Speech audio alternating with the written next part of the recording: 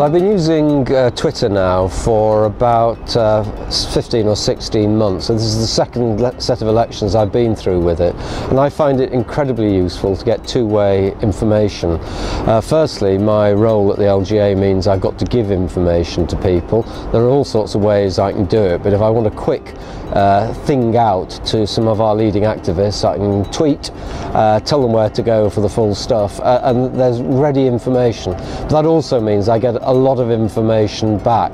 Some people are better than I am at putting additions to to their tweets, so I can click on and see polls, I can see what's happening in areas, so I can comment on them, and I can be far more used to them on the patch because they can inform me quickly what's going on, and I can advise and help them. So very, very useful.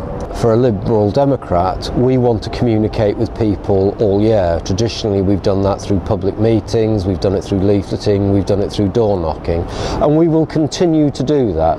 I can't tell you how many votes I get, for example, because in the middle of December I go out and deliver a Christmas card when it's snowing or raining. People like that, they see you on the patch.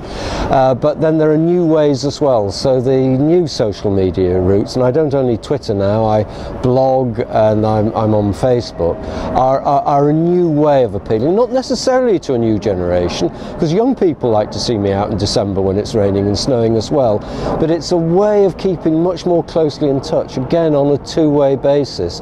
So I think social media has changed the detail of way we run elections because of its immediacy. It hasn't changed the principles of electioneering.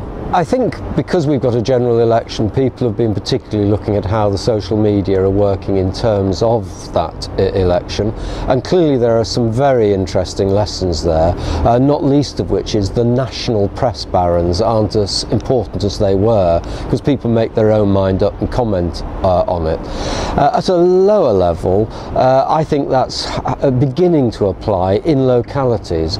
For example, I don't have my own blog site, but I contribute to the Liverpool Echo blog site called Party Central, in which members of all parties have been invited to regularly put their blogs on about national and local activity.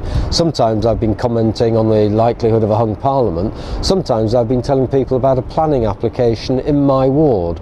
Now increasingly people are responding to both.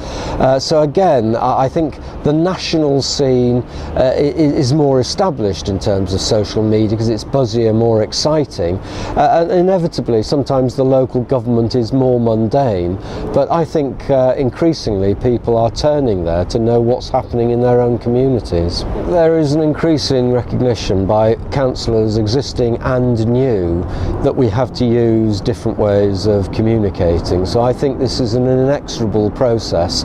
Whether the general election or this set of local elections particularly helps, I don't know, although clearly it will produce more young people, and let's face it, young people are more comfortable with using this type of media.